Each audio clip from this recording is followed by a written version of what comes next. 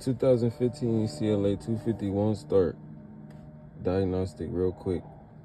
So it's a couple things. If y'all get that red dash light, it come on right there. It's a red battery. It don't mean you need a new battery.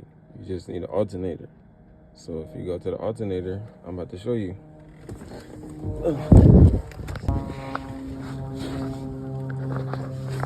You go to the alternator belt, and you're gonna start to smell something that smells like a belt inside your car. And the reason why is because your alternator is not pulling. So it's gonna start, it's gonna start wearing like that. You know what I'm saying? So once I fix this, we're gonna get it started. I'm probably gonna have to charge the battery up a little bit.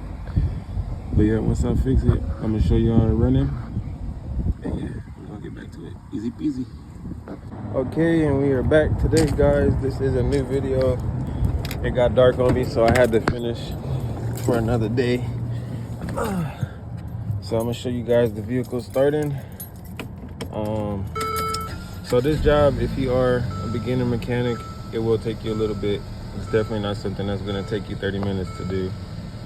But as you can see, yeah, it's back running.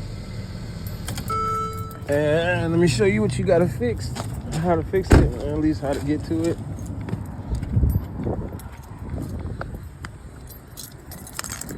All right. Well, if you look on my camera, because I'm missing a piece here, but you can see it. That little bar right there, you're gonna have to take that out so you can access to the alternator, which is on top of the AC pump, which is right there, the compressor. So once you take that out, you're gonna have to take the alternator out through the back. You cannot go through the front. So that's just the FYI tip. All right, and we're done here, guys. Easy peasy. See you on the next one.